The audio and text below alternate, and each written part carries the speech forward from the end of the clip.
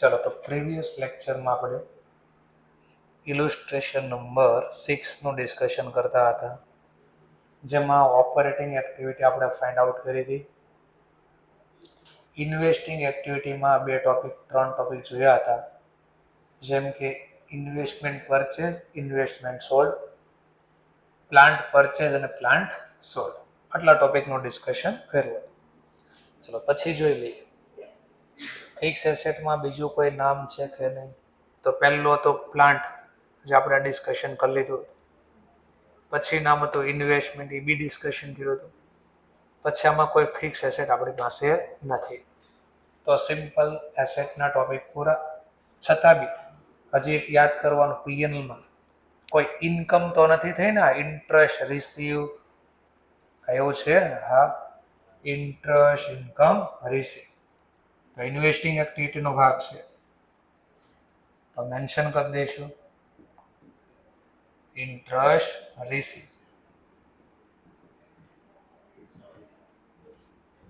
ચલો, ઇન્ટરેસ્ટ રોકડા મળી ગયા છે આપણને 6000. ચલો, then after gain sale of investment, એ ઓલરેડી આમાં કાઉન્ટ થઈ ગયો હોય. Loss on sale of plant, એ આ ઇન્ફોર્મેશનમાં ઓલરેડી ઇન્ક્લુડ છે. તો બધું કામ પૂરું થઈ ગયું. નેટ કેશ, ચલો પોઝિટિવ જવાબ આવશે તો ઇનફ્લો, નેગેટિવ જવાબ આવશે આઈ થિંક નેગેટિવ આવશે એવું લાગે છે. Net cash use in investing activity. ચલો તો આમાંથી લેસ કરીને આપી દો આન્સર 85. તો નેગેટિવ જવાબ છે ને, તો યુઝ બોલશું આપણે. ચલો સી ટાઇટલ ચાલુ થઈ જશે હવે. Financing activity. તો ફાઇનાન્સિંગ એક્ટિવિટી બેલેન્સ શીટમાં લાયબિલિટી સાઈડ જોવાનું, જેમ કે શેર ઇસ્યુ કરવા, ડિબેન્ચર બહાર પાડવા, બોન્ડ બહાર પાડવા, બેંકમાંથી લોન લેવી, વ્યાજ ચૂકવવું, ડિવિડન્ડ ચૂકવવું, આપણી ફાઇનાન્સ એક્ટિવિટી. તો જોતા ગયા અહીંયાથી શેર કેપિટલ આવ્યું, રકમ ચેન્જ થઈ છે, તો ઓબ્વિયસલી રકમ ચેન્જ થયો એટલે અહીંયા લખી શકાય. હવે વિચારો કેટલી બેલેન્સ હતી પહેલા 315 ને કેટલી થઈ ગઈ 4. એમ છે કે 465 ના 315 છે. હા, તો અહીંયા ઉપર વર્ષ જોઈ લેવાનું પહેલા. તો બેલેન્સ વધી એટલે ઓબ્વિયસલી રોકડા મેળવ્યા. કેશ રિસીવ્ડ અથવા રિસીપ્ટ ફ્રોમ શેર ઇશ્યુ, અથવા ખાલી શેર ઇશ્યુ લખો તો બી વાંધો. તો બે વચ્ચેનો ગેપ, જેમ કે 465 આ બેલેન્સ થઈ ગઈ હતી 315. કેટલા વિધા 1,50,000. તો 1,50,000 ઇનફ્લો કહેવાય. લાયબિલિટી વધે તો ઇનફ્લો કહેવાય. ચલો પછી રિઝર્વ એન્ડ સરપ્લસ નો આવે. બોન્ડ આવશે. ચલો બોન્ડમાં ચેક કરીએ શું થયું. તો બોન્ડની બેલેન્સ બી વધી છે, તો એમાં પણ રૂપિયા મેળા હોય. હવાલામાં કઈ અલગથી તો કીધું નથી, કે કીધું છે ચેક કરી લેવાનું. નહીં તો લખવામાં મિસ્ટેક થઈ જાય. ચલો તો અહીંયા આપ્યું હતું ક્યાંક કે ઇશ્યુ 1 લાખની બોન્ડ ફીસ હોય in exchange of plant asset. તો સમજવા માટે હું બોન્ડ ખાતું અહીંયા બનાવી દઉં. ઓપનિંગ બેલેન્સ કેટલી હતી બોન્ડ અકાઉન્ટમાં, જો ને કયા વર્ષનું ક્લોઝિંગ, આ વર્ષનું ઓપનિંગ 245. અને વર્ષના અંતની બેલેન્સ કેટલી છે, ક્લોઝિંગ બેલેન્સ 2,95,000. ચલો હવે અમે અહીંયા 12 ઇસ્યુ કર્યા છે, તો બોન્ડ ઇસ્યુ કર્યા એની માહિતી 1 લાખ. ચલો બોન્ડ ઇસ્યુ કરો તો લખી દો ઇનફ્લો. નવા બોન્ડ બહાર પડ્યાના પૈસા લખી દો. કેમ નહીં? બીકોઝ એક્સચેન્જના ફોર્મમાં છે, રોકડામાં હતા નહીં. તો હવે વિચારો 245 વત્તા લાખ 345 હોવા જોઈએ, પણ આ વર્ષના અંતે 345 ની બદલે 295 જ છે. કેટલા ઘટ્યા? તો ઘટવાનું કારણ એક જ હોય, બોન્ડ તમે રિડક્શન કર્યા હોય, રીપે કર્યા હોય. બેલેન્સિંગ ફિગર કેશ અથવા બેંક, આ જવાબ જોતો તે મળી ગયો. વર્કિંગ નોટ જે ચાલતી હોય અહીંયા લખી દેવા. તો બોન્ડમાં આપણે રીપેમેન્ટ કર્યું છે, કેશ રીપેડ ફોર બોન્ડ અથવા bond reduction amount working note જ્યાં ચાલતી હશે અહીંયા મેન્શન કરી દેવાય. ચલો કેટલો જવાબ આવ્યો તો આપણો 50,000. ફરીથી લાખ કેમ ન લખ્યા લાખ? ઓકે, અને જો અહીંયા આપી દીધું તો ન બનાવ્યો તોય માથાકૂટ નહોતી જોઈ. આપણે વાંચ્યું નહીં એમને જવાબ ગોતી દીધો. એટલે અકાઉન્ટ તમને બધું કહી દેશે શું થયું. જો કે અહીંયા આપ્યું હતું કોઈ માથાકૂટ નથી. શેરનો બી અહીંયા આપ્યો જો ઇશ્યુ 15,000 શેર, એકની ફેસ વેલ્યુ 10. બોલો 15,000 ગુણ્યા 10. હા તો 150 જો આપણે અહીંયા લખ્યા અકાઉન્ટના ફોર્મમાં જ બધી દીધું આપણે. તો નીચે આપ્યું તો ત્યાંથી લઈ શકશો માહિતી, ન આપીએ તો અકાઉન્ટના ફોર્મમાં માહિતી ગોતી શકાય. ચલો ત્યાર પછી ઉપર કઈ કોઈ લાયબિલિટીનો ટોપિક છે. લાયબિલિટી બોન્ડ આવી, ટ્રેડ નો આવે, આઉટસ્ટેન્ડિંગ, ઇન્કમ ટેક્સ પેયેબલ નો આવે. હવે એની ઉપર જો શેર અને બોન્ડ ઉપર શું હોય? શેર ઉપર ડિવિડન્ડ, બોન્ડ ઉપર તો આ P&L માં ડેટા દેખાય. P&L માં નહીં આપ્યા રોકડા કેટલા તે છે તો હવાલામાં તમે જોઈ શકો. જેમ કે પહેલા હું P&L માં છું. ઇન્ટરેસ્ટ ના કોઈ ડેટા છે? હા, ઇન્કમ, ઇન્ટરેસ્ટ, એક્સપેન્સ, પેડ. હવે તમે નીચે જો ને તો ઇન્ટરેસ્ટ ના ડેટા નો આપ્યા, કેટલા પે કર્યા. કેમ નો આપ્યા વિચારો? કારણ કે અહીંયા ડાયરેક્ટ આપી દીધું છે એટલે. તો આપણે તો મળી ગયું છે. ઇન્ટરેસ્ટ પેડ ફાઇનાન્સ એક્ટિવિટી કહેવાય, આઉટફ્લો કહેવાય, એટલે સાઇન આપશો માઇનસની 23,000. ચલો ત્યાર પછી ફાઇનાન્સ એક્ટિવિટીમાં શું આવે? ડિવિડન્ડ. અને ડિવિડન્ડ આમાં નો આવે કારણ કે અલગથી આપણે એને ફાળવવાનો હોય. એટલે P&L માં ડેટા નો દેખાય, P&L નીચે અલગથી દેખાય. તો આઈધર તમને નીચે બનાવીને લખીને આપ્યું છે ક્યાંક, ત્યાં નહીં આપ્યું હોય તો નીચે સેપરેટલી અધર ઇન્ફોર્મેશનના ફોર્મમાં આપ્યું છે. ક્યાંય છે? હા, paid cash dividend 8,000. Dividend pad.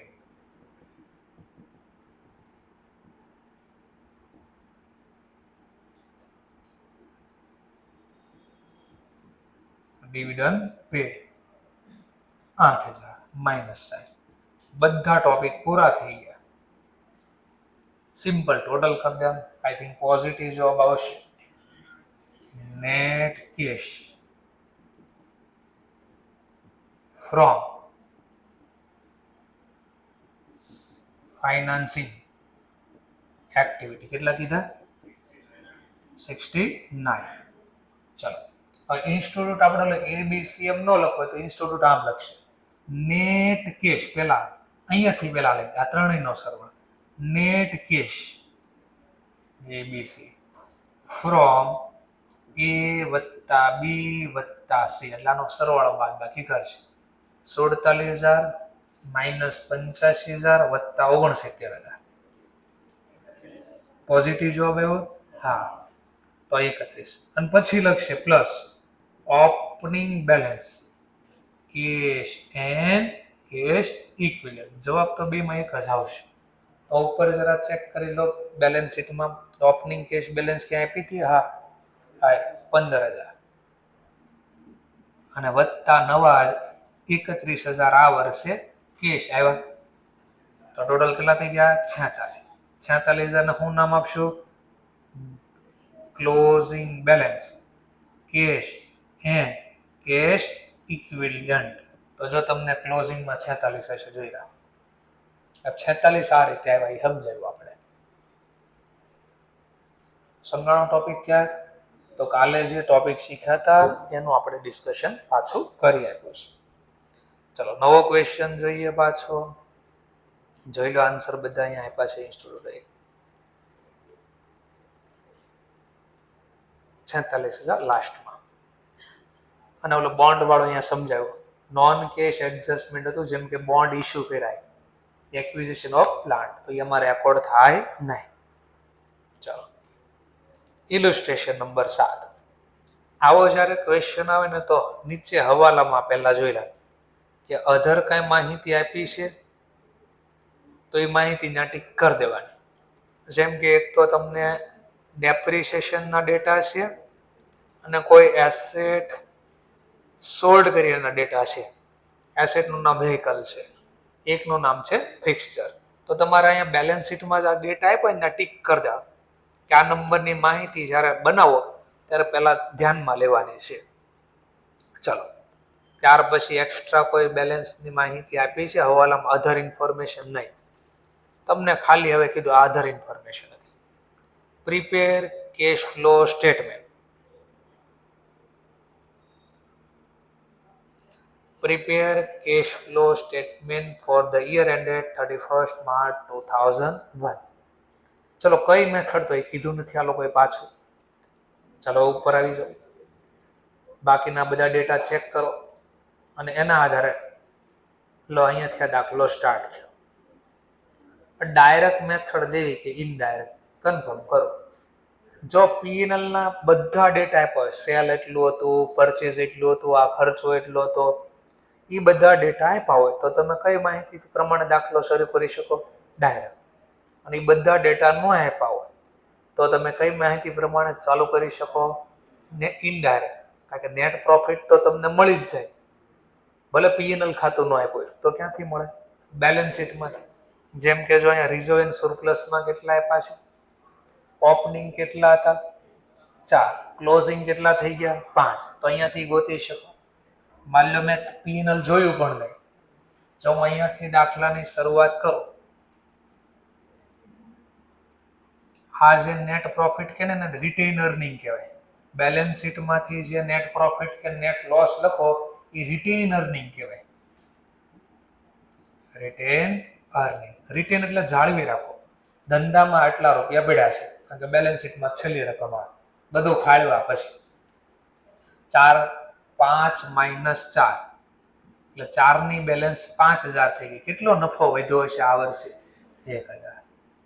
પણ આ જે 1000 આવ્યા યાદ છે ને ક્યારના છે? બધું ફાળવા પછી, ડિસ્ટ્રીબ્યુટ કર્યા પછી 1000 છે. તો ઓલો સ્ટાર વાળા ટોપિક યાદ રાખો. આપણે તો લિસ્ટ પ્રમાણે હાલશું, ઇનડાયરેક્ટ મેથડ પ્રમાણે બનાવું છું. ચલો, પહેલું કયું નામ આવશે અહીંયા? હવે નેટ પ્રોફિટ પછી યાદ કરો, વત્તા tax provision.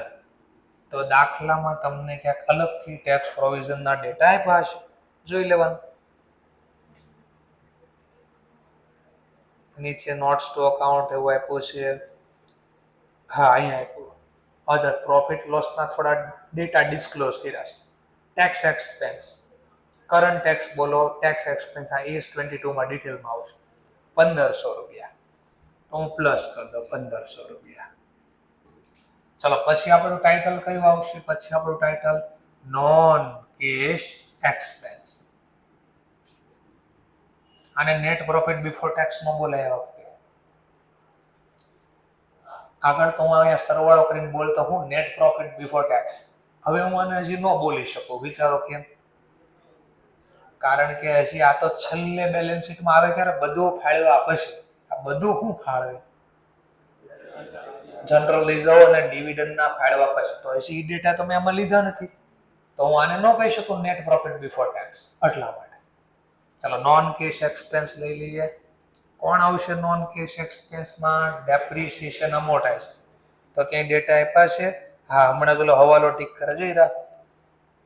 Depreciation for the year, fixture માટે 1000 અને વ્હીકલ માટે 5. તો આનો બેનો સરવાળો લઈ દેવાનો આપણે. 1000 વત્તા 2500 પ્લસ કરવાના. ચલો, પછી બીજું નામ શું હતું? અમોર્ટાઇઝેશન. અમોર્ટાઇઝેશન ક્યારે લાગે? ઇન્ટેન્જિબલ નું ઉપર નામ જોઈ તો બેલેન્સ શીટમાં ક્યાં આપ્યું છે? પ્રોપર્ટી આવી. 3 પ્રોપર્ટી હતી, ફિક્સચર ને વ્હીકલ. બિલ્ડિંગમાં તો કંઈ જ કીધું નથી. ચલો કામ કરો. પછી ત્રીજું નામ કયું હતું? ત્રીજું નામ એક્યુમેટેડ લોસ રાઇટ ઓફ. ક્યાંય એક્યુમેટેડ લોસના ડેટા તમે વાંચો ક્યાંય દેખાય છે? દેખાય છે ક્યાંય? નહીં, તો નહીં લખવાનું, સિમ્પલ. ચલો, અને પછીનું ચોથું નામ શું હતું? આ કામનો તો જનરલ રિઝર્વ, પણ સ્ટાર હતું. કઈ યાદ છે ને? ક્યારે લખવું ક્યારે ન લખવું.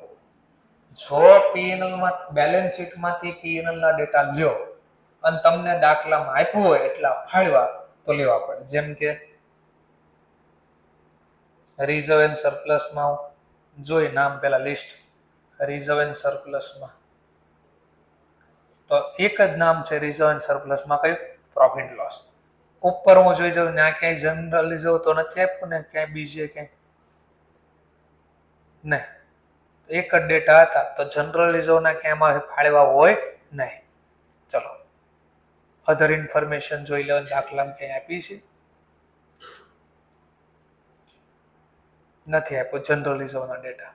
કામ પૂરું થઈ ગયું. તો આ નહીં લખવાના એક્ઝામમાં, લખવાનું જ નહીં. ચલો બીજું ટાઇટલ કયું હતું આપણું? નોન ઓપરેટિંગ એક્સપેન્સ અથવા તો લોસ. ચલો આવા કયા ડેટા હોય? તો પેલા ઇન્ટરેસ્ટ જે આપણે ખર્ચો લખ્યો હોય, પછી એક બીજું નામ હતું ડિવિડન્ડ પણ એમાં સ્ટાર હતો પાછો, પછી એક ત્રીજું નામ હતું લોસ ઓન એસેટ. તો હું દાખલામાં ડેટા ચેક કરીશ કે અલગથી મને ક્યાંય આપ્યો છે કે કેટલો આપણે ઇન્ટરેસ્ટ ને લગતો કઈ ટોપિક ક્યાંય નહીં, ક્યાંય ઇન્ટરેસ્ટના ડેટા મને અહીંયા તો પ્રોવાઈડ નથી કે. ચલો નહીં પ્રોવાઈડ કરવાનું કઈ કારણ હશે? ઇન્ટરેસ્ટના ડેટા નહીં આપવાનું કઈ કારણ હશે? હવે આ જુઓ ને તો એટલે ખબર પડવું જોઈએ. ઇન્ટરેસ્ટ કોના ઉપર લાગે? બોન્ડ, ડિબેન્ચર કે બેંક લોન? ક્યાંય દેખાય છે એમાં? લોનના ડેટા જ નથી ક્યાંય, લાયબિલિટી જ નથી લોંગ ટર્મ. તો વ્યાજ છે, તો વ્યાજના ડેટા નથી. ગયું ટાઇટલ સીધું. ડિવિડન્ડના ડેટા, પણ ડિવિડન્ડમાં તો સ્ટાર, ડિવિડન્ડમાં તો સ્ટાર. કે આ ક્યારે અહીંયા પ્લસ કરી શકાય? બેલેન્સ શીટમાંથી પી ન લો એટલે બધું બાદ કર્યા પછી. તો દાખલામાં તમને કઈ આપ્યું હશે કે ડિવિડન્ડ કઈ ડિક્લેર કર્યો છે આ વર્ષે, ક્યાંય આપ્યું હશે તો લેવાનું, ન આપ્યું તો જવા દેવાનું. એક તો આમાં આપ્યું છે એટલે કે હવાલો છે, એનો મતલબ નીચે બી જોઈ લઈએ. આ ડિક્લેર ડિવિડન્ડ, તો જો 2000 છે.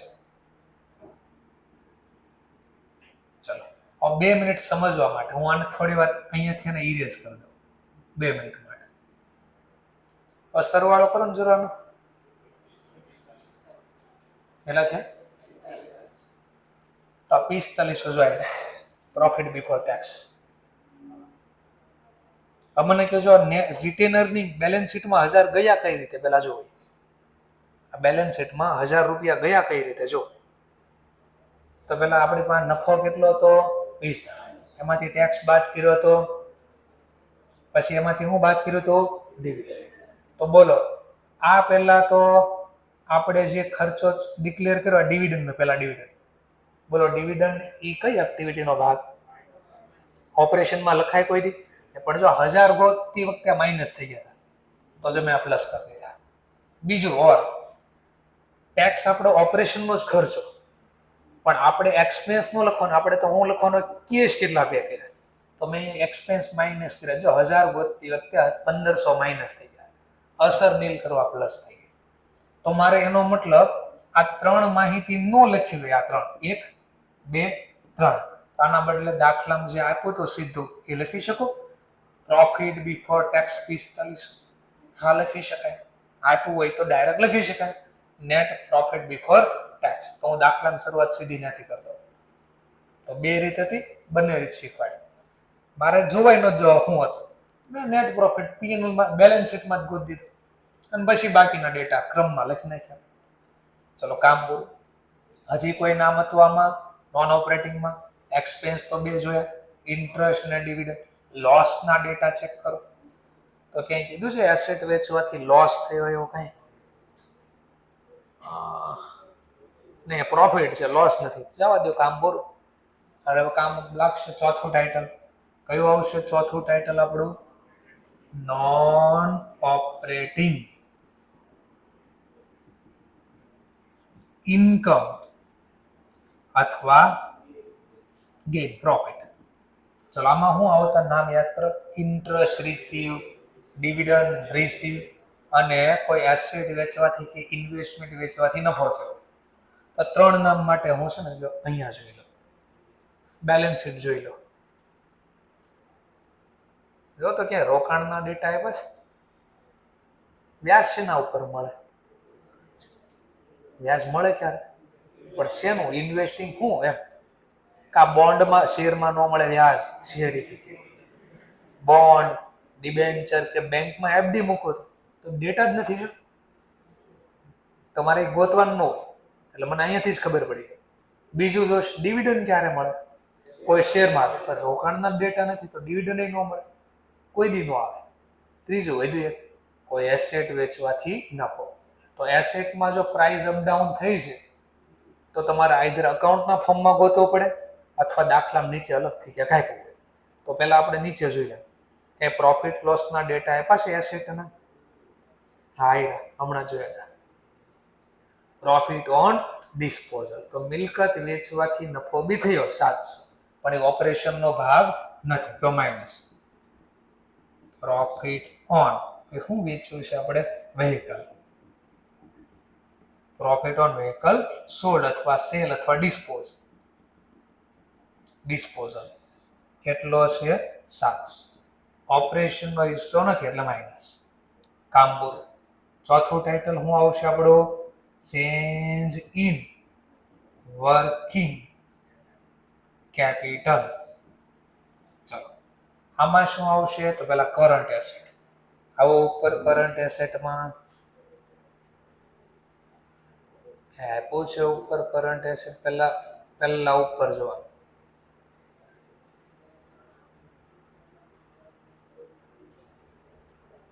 ચલો તો આ નોન કરંટ એસેટ. કરંટ એસેટમાં બે નામ છે. બોલો પહેલું આ નામ છે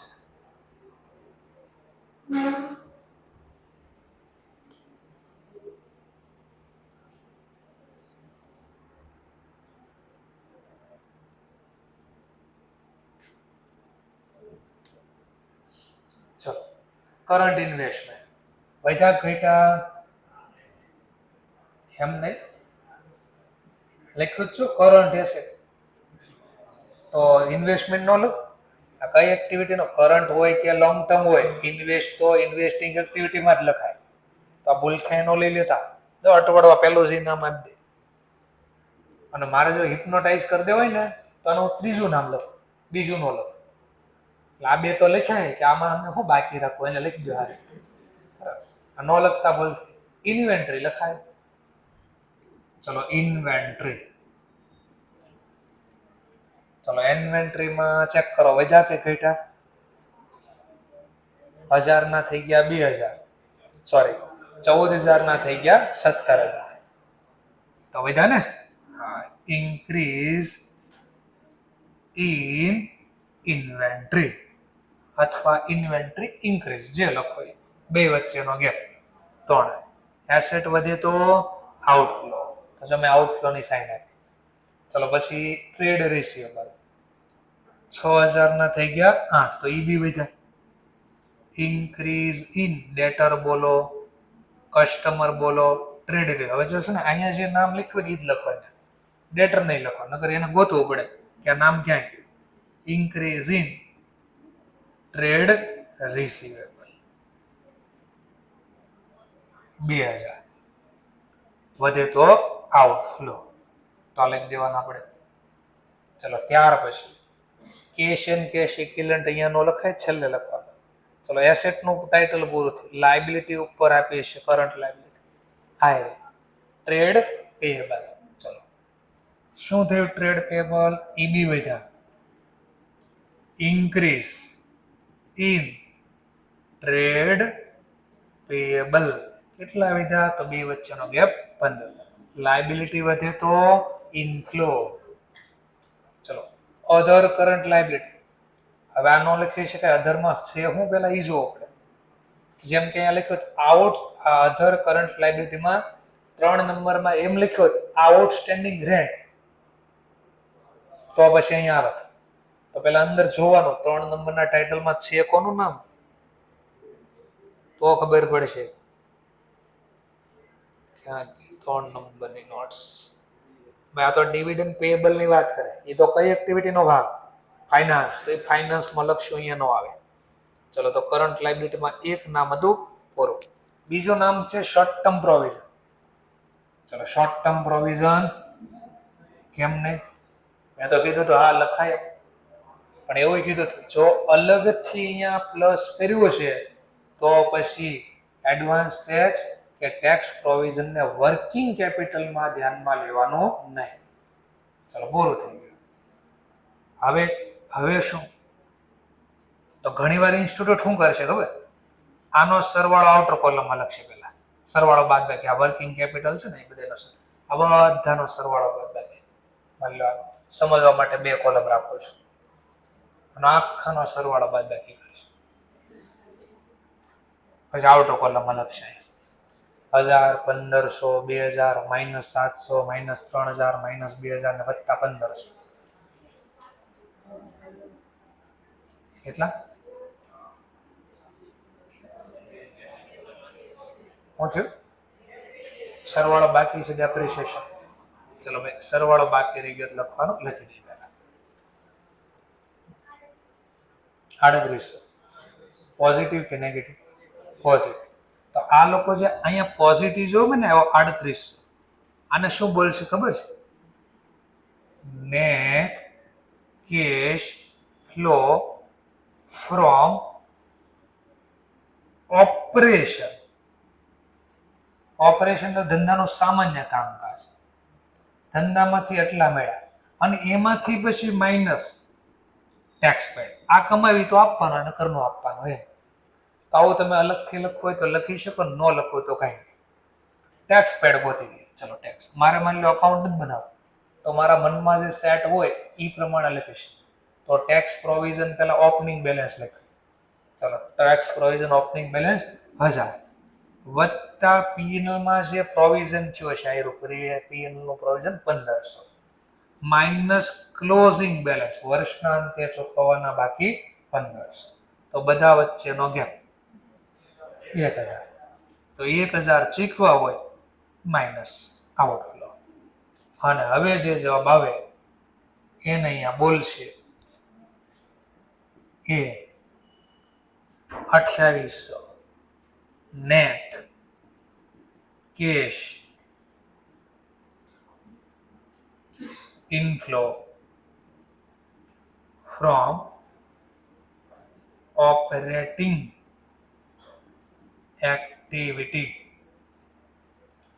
તો ચેક કરી લો પહેલા 2800 રૂપિયા તમને ઓપરેશનની એક્ટિવિટીમાંથી આપ્યા છે ક્વેશ્ચનમાં તો જવાબ સાચો નકર ખોટો. એટલે હું જોઈ તો તમારે ખોટું જોવું નહીં. હા નેટ કેશ જનરેટ કરવો એટલે ઇનફ્લો ફ્રોમ ઓપરેટિંગ એક્ટ. જો અહીંયા લખ્યું કેશ જનરેટ ફ્રોમ ઓપરેશન. જે મેં અહીંયા લખ્યું છે કેશ ફ્લો બોલો અથવા જનરેટ બોલો ફ્રોમ ઓપરેશન. ચલો હવે ઇન્વેસ્ટિંગ એક્ટિવિટી જોઈએ. ઇન્વેસ્ટિંગમાં મને જે નામ આપ્યા છે તો પેલા ફિક્સ એસેટમાં બિલ્ડિંગ, એ બિલ્ડિંગની બેલેન્સ તો એમને છે. ફિક્સચર ને વેહિકલ ચેન્જ થઈ છે અમાઉન્ટ, હા તો ઓબ્વિયસલી ક્યાંક ખરીદ વેચાણ થયું હોય તો જ બદલે એસેટની વેલ્યુ.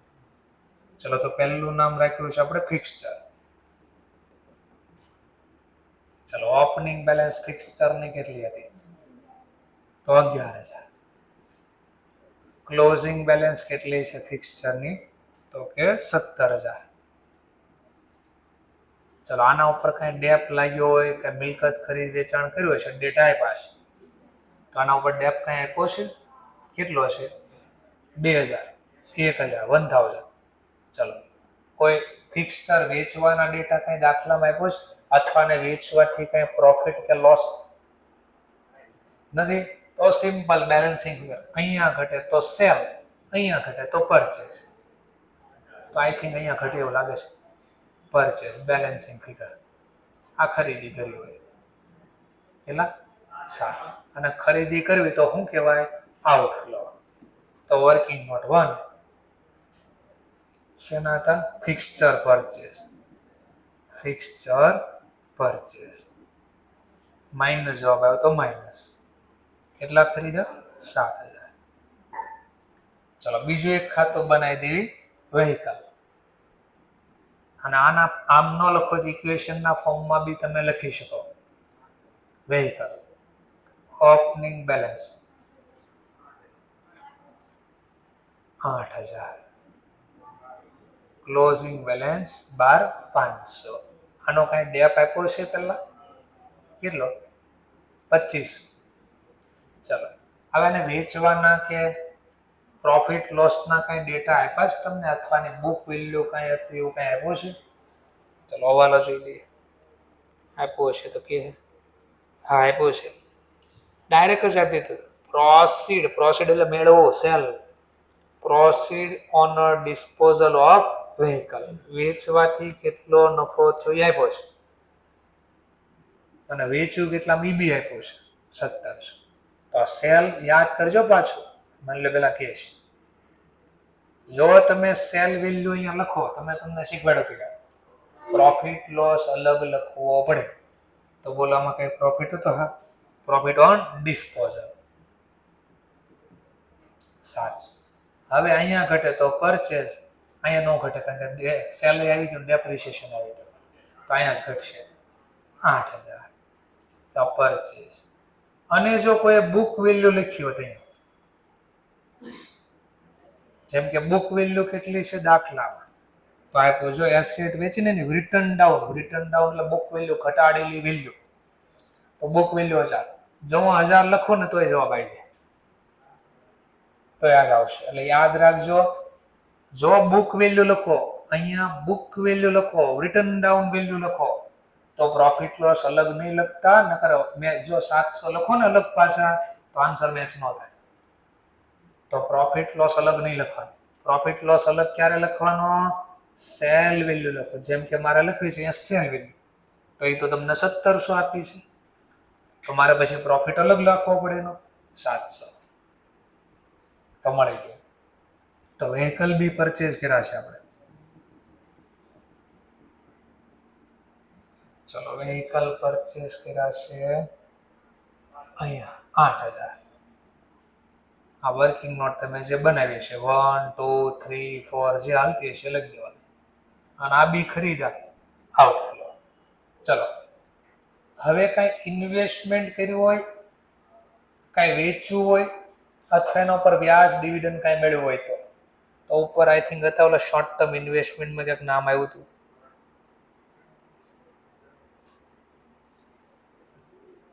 કરંટ ઇન્વેસ્ટમેન્ટ 1000 ના કેટલા થઈ ગયા? 2. તો આઈ પરચેઝ કર્યું, કરંટ ઇન્વેસ્ટમેન્ટ નામ નથી આપ્યું શું હતું, પણ ખાલી કીધું કરંટ ઇન્વેસ્ટમેન્ટ પરચેઝ, બે વચ્ચેનો ગેપ. તો આપણી પાસે બેલેન્સ હતી 1000, અને વર્ષના અંતે કેટલા થઈ ગયા? 2000. નેગેટિવ જવાબ આવ્યો, તો પરચેઝ કર્યું હોય આપણે.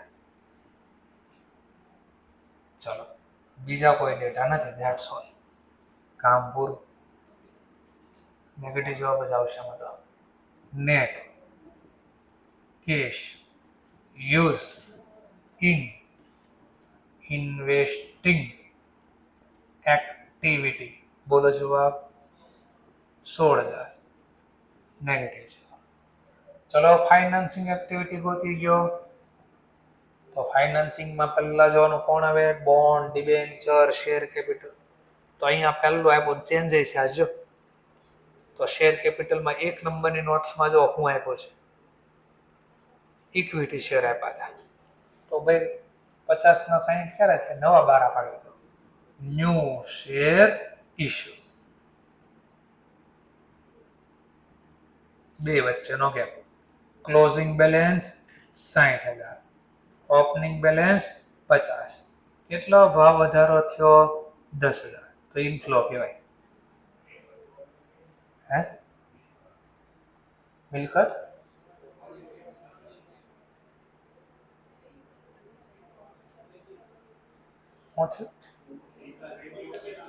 વેચ્યું એમાં બાકી છે લખવાનું, લખી દઈએ. ચલો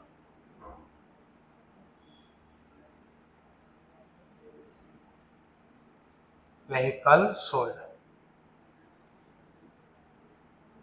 તો ડાયરેક્ટ ગીવન જ હતા ડેટા, 1000 નહીં 1700, તો ઇનફ્લો કહેવાય. બોલો જવાબ 14,300. ચલો શેર સિવાય બીજું કઈ લોંગ ટર્મ તો છે નહીં. ચલો કાંઈ નહીં. તો એના ઉપર કાંઈ ડિવિડન્ડ કેવો છે? હા, ડિવિડન્ડના ડેટા છે આપણી પાસે. ચલો ડિવિડન્ડ પેડ ગોતી ગયો. તો ડિવિડન્ડ પેડ કેમ ગોતવાનું? તો પહેલા ગયા વર્ષે ચૂકવવાના કઈ બાકી હશે? હા, વત્તા આ વર્ષે કેટલું ડિક્લેર થયું?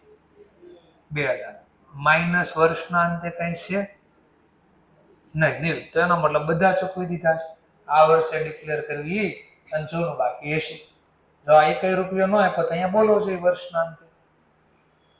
તો 2 વત્તા 1 3000. અને આમ ન ખબર પડે છે ને, આમ જેને ખબર ના પડે તો ડિવિડન્ડ ખાતું બનાવો. લાઈક અ ટેક્સ પ્રોવિઝન કેમ લખતા એમ જ ડિવિડન્ડ પેયેબલ ને ટેક્સ બી ચૂકવવાનો જોઈએ એટલે પેયેબલ. ઓપનિંગ બેલેન્સ જૂનું ડિવિડન્ડ કઈ આઉટસ્ટેન્ડિંગ હતું? હા, 1000. કરંટ યરમાં પીએનએલ માંથી જે ડિક્લેર થાય ને એ અહીંયા લખાય. ચલો કરંટ યર ડિક્લેર કેટલું કર્યું હતું? 2000. વર્ષના અંતે કઈ ચૂકવવાનું બાકી હોય તો ક્લોઝિંગ બેલેન્સમાં લખાય. નથી તો સિમ્પલ, જે કાંઈ વધઘટ થઈ અહીંયા રોકડા પે કરી દીધા, કેશ પેડ. બોલો 3000. તો 3000 બેલેન્સિંગ ફિગર આ રીતે ગોતી દો. સેમ મુદ્દો લાઈક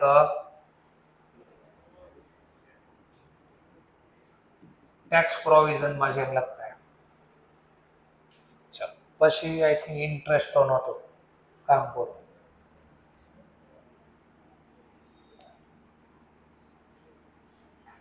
કરદો સરવાળો બાદ બાકી પાછું પોઝિટિવ જવાબ આવશે આ વખતે 7000. પોઝિટિવ જવાબ આવે તો નેટ કેશ જનરેટ લખો અથવા inflow. Net cash inflow generate B લખી શકો શબ્દ ઇન ફાઇનાન્સ એક્ટિવિટી. ચલો હવે net cash flow from A વત્તા બી વત્તા સી. એમાં 2800 પ્લસ, સી માં માઇનસ છે, બી માં માઇનસ છે, 2800 માઇનસ 14300, આમાં પ્લસ છે 7000. નેગેટિવ જવાબ આવશે 4100 45. નેગેટિવ તો નેગેટિવ સાઇન આપવાની. વત્તા લખવાનું opening balance cash and cash equivalent. ચલો તો ઓપનિંગ કેશ બેલેન્સ દાખલામાં કઈ આપીએ છે અથવા ઇક્વિવલન્ટના નામથી આપીએ છે. આ કેશ એન્ડ કેશ ઇક્વિવલન્ટ 8500. લો તો 8500 માંથી 4500 હટાવી લો તો 4000 વર્ષના અંતે બેલેન્સ પડી ગયું. નેટ કરતા બોલો closing balance cash and cash equivalent. જો અહીંયા કેટલા આપ્યા છે જરા ચેક કરી લો. 8500 ના કેટલા થઈ ગયા? 4. તો આ રીતે થઈ ગયા. તો આપણે આખું સમજાવ્યું કે વર્ષના અંતે આ બેલેન્સ અહીંયા 8500 ની 4000 કેમ થાય? તો આખી આવી એક્ટિવિટી થઈ. આ રોકડા ક્યાં ગયા એનો હિસાબ હતો. તો પહેલા દિવસથી જે શીખવાડું છું એ રિપીટ હાલે છે. નવું કઈ એમાં આવતું નથી. ચલો નેક્સ્ટ પોઈન્ટ. આ દાખલામાં શું ફરક આવ્યો ખબર પડી? જો ડેટા આવા આપ્યા હતા ડિવિડન્ડ ડિક્લેર પૈસા રિટેન પ્રોફિટ, અને આ રિટેન પ્રોફિટ ક્યાં ગયો? બેલેન્સ શીટમાં ગયો. એનો મતલબ બેલેન્સ શીટમાંથી જ્યારે પીએલ ના ડેટા ગોતો તો આમાં બે વસ્તુઓ મે બી અસર આવી ગઈ હોય. જનરલ રિઝર્વ અને ડિવિડન્ડ ડિક્લેર.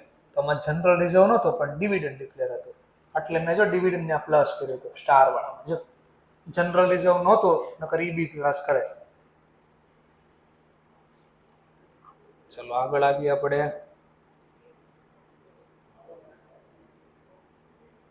8 નંબરનો દાખલો છે. જ્યોતિ અને star oil limited has a collected following information for the preparation of cash flow for the year ended 31 March 2001. કઈ મેથડ પ્રમાણે છેલ્લે ખાલી કીધું છે prepare cash flow statement for the year ended 31 March in accordance with the AS3 make a necessary assumption. તમારે કઈ ધારણા કરવાની જેવું લાગતું હોય તો ધારી લઈશું. ચલો હવે એટલા બધા ડેટા આપ્યા છે. કઈ મેથડથી દાખલો લેવો જોઈએ? તમને આટલા બધા ડેટા આપ્યા, ડાયરેક્ટ કે ઇનડાયરેક્ટ? ઇનડાયરેક્ટ. સરસ. ચલો એ તો ઓળખતા આવડી ગયું. પહેલા આપણે કઈ મેથડથી ક્વેશ્ચન સોલ્વ કરવાનો છે.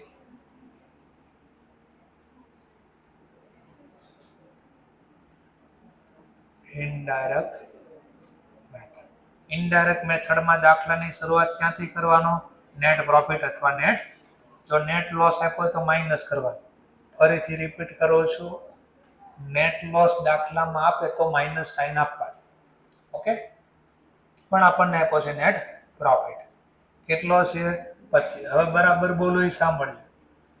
અને નેટ પ્રોફિટ એટલો લખ્યો છે. કયો નેટ પ્રોફિટ છે? આ પીએનએલ વાળો નેટ પ્રોફિટ છે કે બેલેન્સ શીટ વાળો? ફરીથી, નેટ પ્રોફિટ કયો છે? બેલેન્સ શીટ વાળો છે કે? સર એવું કેમ બોલો છો? કારણ કે નીચે એક નામ આપ્યું છે, ડિવિડન્ડના ડેટા છે. તો ક્વેશ્ચન થાય, ડિવિડન્ડ આમાં પ્લસ કરવા જાવું કે ન કરવું? જો નેટ પ્રોફિટ હું ધારું આ બેલેન્સ શીટ વાળો છે તો ડિવિડન્ડના ડેટા લખવા પડે.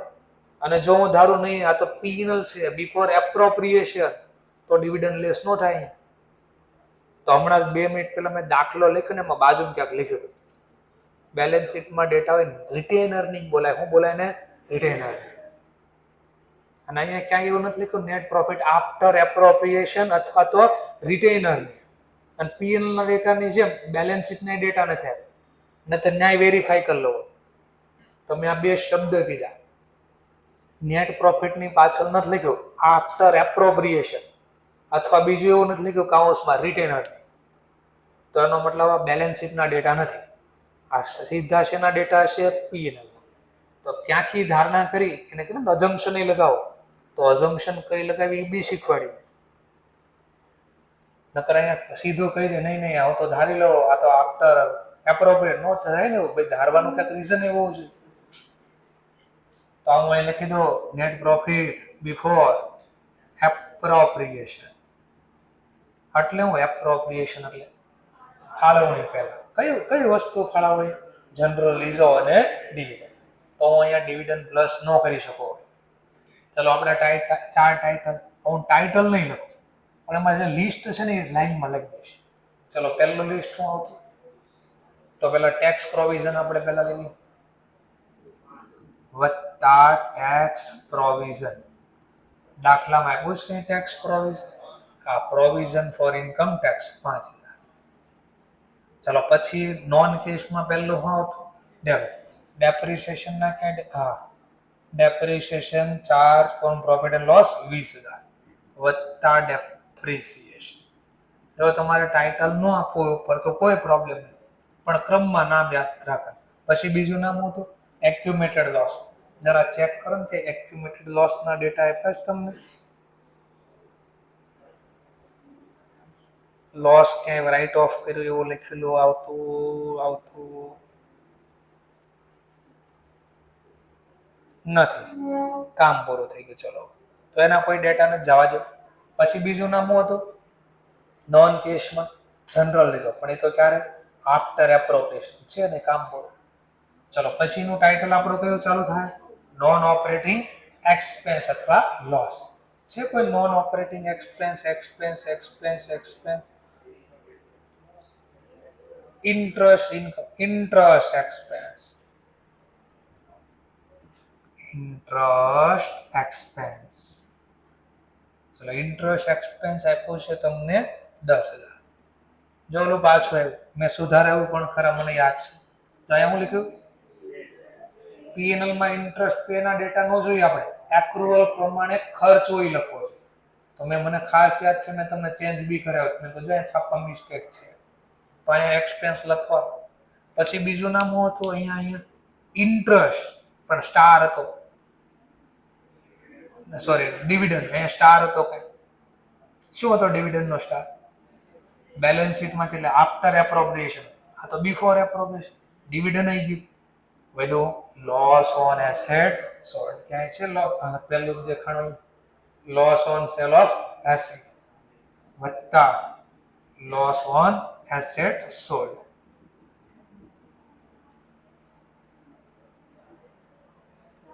ચાલીસ છે કે 42 થઈ? મારા ઉપર નીચે થઈ જાય છે 40. ચલો નેક્સ્ટ પોઈન્ટ. ત્યાર પછી હવે કયું ટાઇટલ ચાલુ થાય? નોન ઓપરેટિંગ ઇન્કમ અથવા ગેઇન. શું નામ આવે એમાં? ઇન્ટરેસ્ટ રિસીવ, ડિવિડન્ડ રિસીવ ને એસેટ સોલ્ડ નો પ્રોફિટ. અને જે લખાય છે ને ટીક કરતો જાઓ એક્ઝામમાં. હાય interest receive on investment minus થાય માઇનસ ઇન્ટરેસ્ટ રિસીવ્ડ. કેટલું વ્યાજ મળ્યું છે આપણને આમાં? 2506 માઇનસ. ચલો ત્યાર પછી ડિવિડન્ડ રિસીવ નો ડેટા ક્યાંય છે? નથી. ચાલો ત્રીજું નામ હું આવતું એસેટ વેચવાનો કોઈ પ્રોફિટ થાય તો ક્યાંય છે?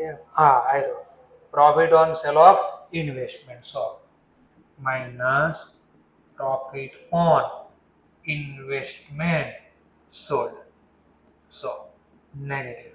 કારણ કે પ્રોફિટ ગણતી વખતે પ્લસ થઈ ગયા, નેટ પ્રોફિટ ગણતી વખતે આટલા માટે. ચલો બધા ટાઇટલ 3 પૂરા. ચોથું title change in working capital. એ ડેટા આપ્યો છે વર્કિંગ કેપિટલના કરંટ એસેટ, કરંટ લાયબિલિટી કો ભાઈ.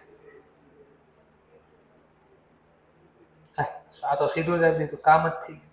Increase in working capital. હવે જો અહીંયા આપણે થિયરી કામ લાગે. Increase in working capital. ખોલો આપણી મટીરિયલ થિયરી નો ટોપિક એક મને આપી દો. પેજ નંબર બોલો ને આવી જાવ. Page number 77 77. હવે ના કામ લાગશે. જો ને અત્યાર સુધી આપણે કમ્પેર કરતા કરંટ એસેટ ને કરંટ લાયબિલિટી આરે અને વધઘટ થાય જોઈ લેતા. તો મેં કીધું તમને ઘણી વાર આવું કરશે.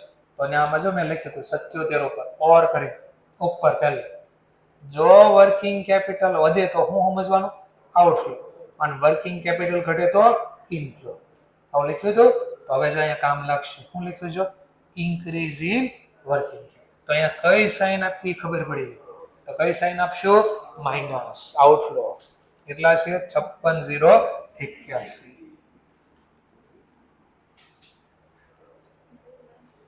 ક્લિયર?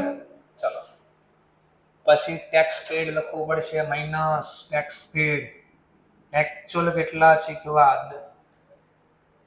તો આપણે જોઈ લે પ્રીવિયસ યર ના કઈ ડેટા છે એવું કઈ? ઓકે તો ડાયરેક્ટ જ આપી દીધું છે. Income tax paid during the year 4248. બધું પૂરું થઈ ગયું.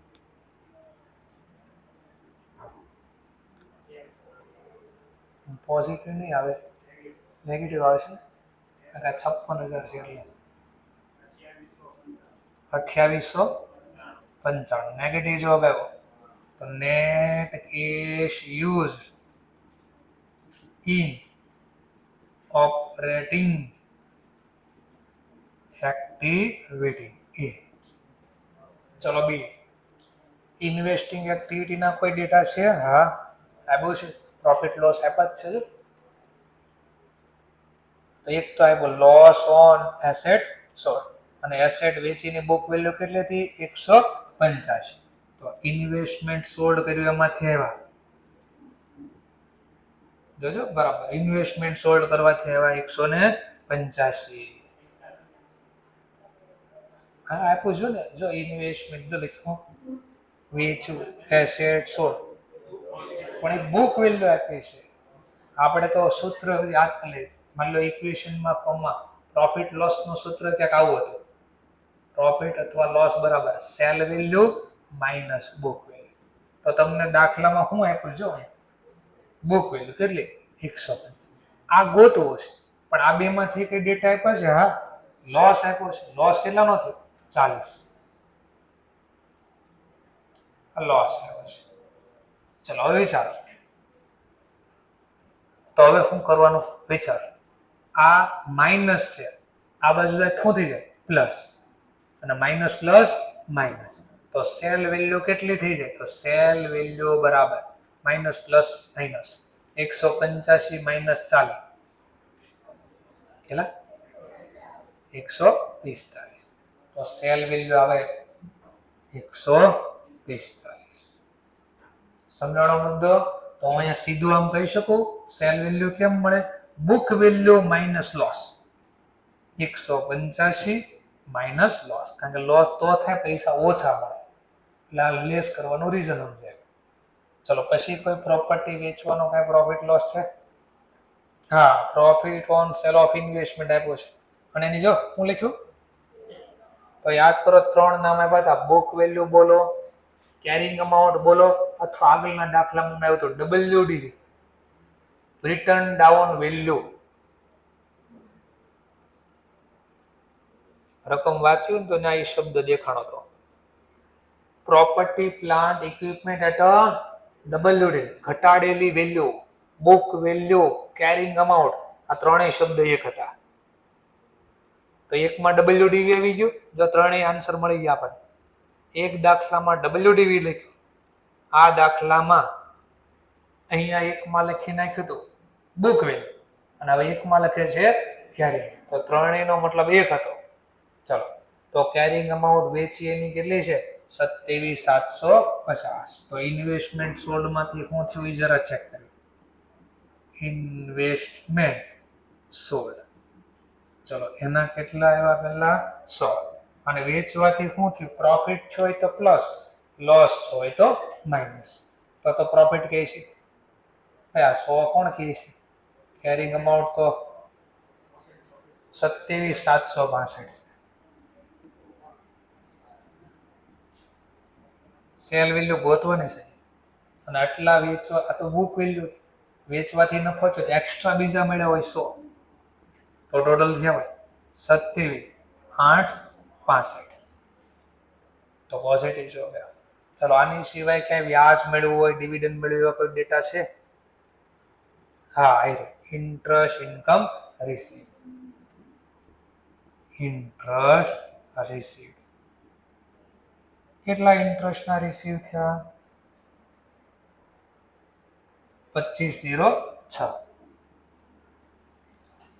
તો થોડાક દિવસ જાય ને પછી કે સરનું કઈ નક્કી નથી રહેતું, અહીંયા માઇનસ કર્યા, અહીંયા પ્લસ કર્યા, તો લખ્યું જ નહોત તો વાંધો શું હતો?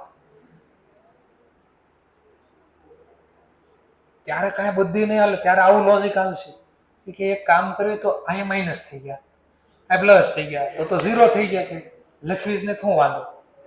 અને આવું આવે દર વર્ષે 2-4 સ્ટુડન્ટને આ તકલીફ હોય કે સર ને આ લખવી નહીં ન હાલે.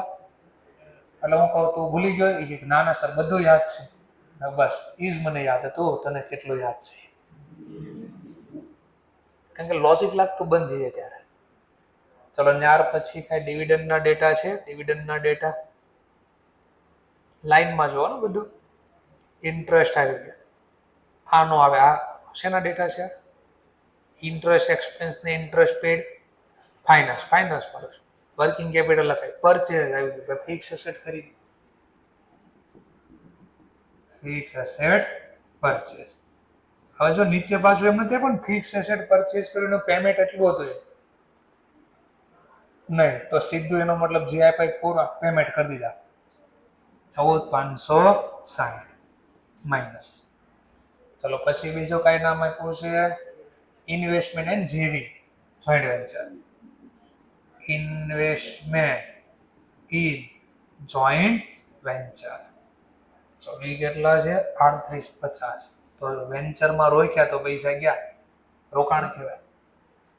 Expenditure on construction work in progress. Construction કર્યું છે આપણે, બિલ્ડિંગ કે કોઈ પણ બનાવતા હશે, એ જે વર્ક ઇન ભલે વર્ક ઇન પ્રોગ્રેસ હોય, રોકાણ તો કર્યું કહેવાય ને. હા, તો કેટલું એક્સપેન્ડિચર કર્યો છે? Expenditure on work in progress. ચલો કેટલા છે? 34,740 આઉટફ્લો. કન્સ્ટ્રક્શન હતું, એસેટ નું કન્સ્ટ્રક્શન થાય ભાઈ. ચલો પ્રોસીડ કોલિન નો આવે.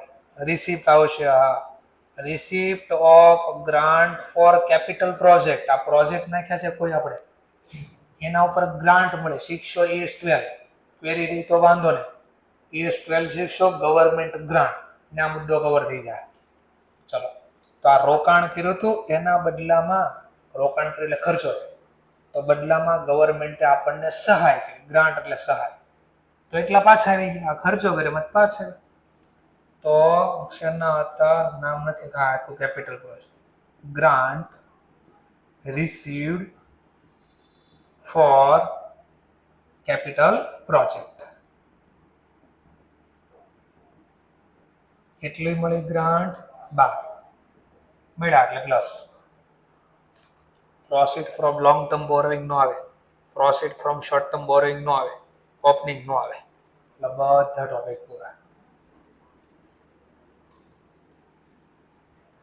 પોઝિટિવ જવાબ આઈ થિંક ના નેગેટિવ આવશે. 22,622 નેગેટિવ જવાબ. Net cash use in investing activity. ચલો આ બી લખાઈ ગયું. ચલો ત્રીજું ચોથું હવે તો ત્રીજું ફાઇનાન્સ એક્ટિવિટી પહેલેથી જોવાનું કોણ બાકી. Net profit dividend paid finance activity direct જ આ બીજું પેડ ડિક્લેર ને એવું લખ્યું હોત તો ગોતવું પડે. Dividend paid 85,35 outflow.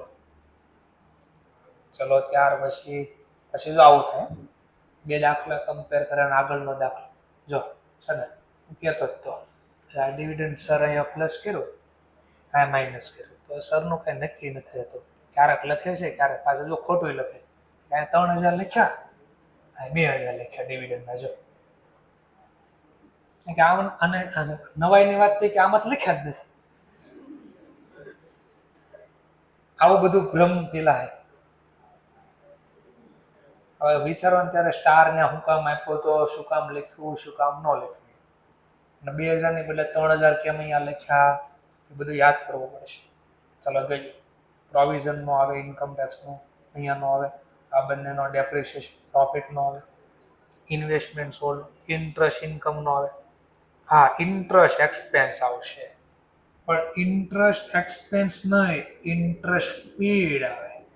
આપણે તો ખર્ચ નહીં રોકડા કેટલા ચીકવા એ જોઈએ. તો એવા 10,520 ચીકવા એટલે આઉટફ્લો. ત્યાર પછી ઇન્ટરેસ્ટ ઇન્ક્રીઝ નો આવે, ફિક્સ એસેટ ખરીદી લીધી. ઇન્વેસ્ટમેન્ટ જોઈન્ટ વેન્ચર નો આવે, કેપિટલ એક્સપેન્ડિચર ઇન્વેસ્ટમેન્ટ નો આવે. Proceed from long term borrowing હા આવશે પણ એક નામ મારે રહી ગયું અહીંયા પહેલા. Proceed from call in arrear. Call in arrear છે ને હોય શેર બાર આપેલા હપ્તાના નો મળ્યા તો એ તો ફાઇનાન્સ એક્ટિવિટી કે. કોલ ઇન એરિયર ની રિસિપ્ટ રૂપિયા મળ્યા 2 રૂપિયા મળ્યા એટલે પ્લસ. પછી receive from capital. Proceed from long. Proceed એટલે મેળવવું, વેચીને લેવું અથવા પૈસા મેળવવા. લોંગ ટર્મ બોરોવિંગ લોન લીધી હશે ગમે ક્યાં કશે ડિબેન્ચર કે લોંગ ટર્મ બોરોવિંગ માંથી મળ્યા 25,980 મળ્યા એટલે પ્લસ. ચલો ત્યાર પછી proceed from short term borrowing. A short term borrowing માંથી મળ્યા. લોંગ ટર્મ કે શોર્ટ ટર્મ ગમે વ્યાજે રૂપિયા હોવા જોઈએ. 20,575 કોઈ બીજા ડેટા બાકી નથી રહ્યા. પાછું કામ પૂરું. સી સરવાળો પ્લસમાં આવશે આવતી એવું લાગે 27,500. Net cash generated from finance activity. Generate નો લખો હોય તો ઇનફ્લો જે લખો હોય. ચલો A + B + C. આ વખતે મારે પહેલા ઓપનિંગ બેલેન્સ કરવું છે. Opening balance cash and cash equivalent કેટલા આવ્યા છે? 5,003. Net cash flow from A + B + C. તો આ બે માઇનસની સાઇન છે તો માઇનસ આપવાના. 28,95 માઇનસ 2895 માઇનસ 2895 માઇનસ 22622 અને પ્લસ 27502 નેટ જવાબ પ્લસ કે માઇનસ 1900 બેનો કદ સરવાળો 6988 તો દાખલામાં 6988 છે તો સાચું. Closing balance cash and cash equivalent. તો સમજાઈ ગયો આખો કોન્સેપ્ટ? પાક્કો છે? ઓકે સરસ. તો હવે એક કામ કરી, લેક્ચર તો પૂરો થઈ ગયો. શીખી ચલો 9મો દાખલો તો કેસ સમરી છે, કાંઈ નથી આમાં. ચલો એને હોમવર્કમાં નથી આપવો પડે. 10મો દાખલો કેવો છે જોઈ લો પહેલા, સોલ્વ થાય એવો છે ને. હા 10મો એક સારો છે, 10મા હોમવર્કમાં. પછી આ કેમ છે, આ નાનો છે.